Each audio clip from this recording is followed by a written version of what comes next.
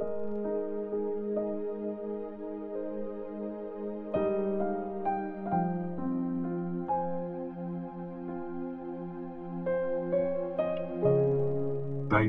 chapter 2. Mga tamang teachings. Pero ikaw, Titus, ituro mo kung ano yung ayon sa tamang teachings. Sabihan mo ang mga mas matatandang lalaki na maging mapagpigil sa sarili, matino mag-isip, at magkaroon ng self-control. Dapat tama ang faith nila. Maging mapagmahal sila at matyaga. Sabihan mo rin yung mga mas matatandang babae na maging kagalang-galang.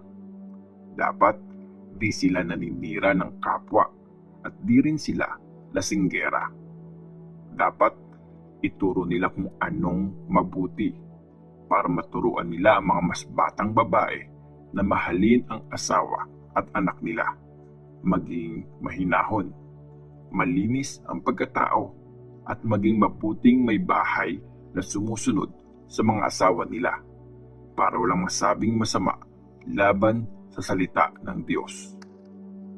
Sabihan mo rin ang mga mas batang lalaki na kontrolin ang sarili nila. Dapat maging example ka ng magandang ugali sa lahat ng bagay. Maging tapat ka sa pagtuturo mo at seryosohin mo yon. Gumamit ka ng mga tamang salita na hindi mapipintasan. Kapag ganon, mapapahiya ang mga kaaway mo kasi wala silang masabing masama tungkol sa atin. Turuan mo ang mga alipin na maging masunurin para ikatuwa sila ng mga amo nila. Huwag silang sasagot-sagot at mangungupit sa kanila. Dapat ipakita nila na mabuti sila at mapagkakatiwalaan para makita ang ganda ng mga teachings ng Diyos na tagapagligtas natin sa lahat ng ginagawa nila. Pinakita na ng Diyos ang sobrang kabaitan niya para maligtas ang lahat ng tao. Ang kabaitang yon ang nagturo sa atin na talikuran ang buhay na hindi makadiyos at ang mga masasamang pagnanasa natin at mamuhay tayo dito sa mundo na may self-control, laging gumagawa ng tama at acceptable sa Diyos, habang hinihintay natin ang pinaka-inaasahan nating araw na maipapakita ang kaluwalhatian ng dakila nating Diyos at Savior na si Jesus Christ.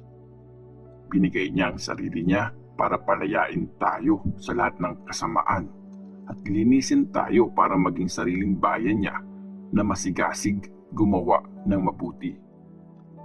Ituro mo ang mga ito gamit ang buong authority mo para i-encourage ang mga tao.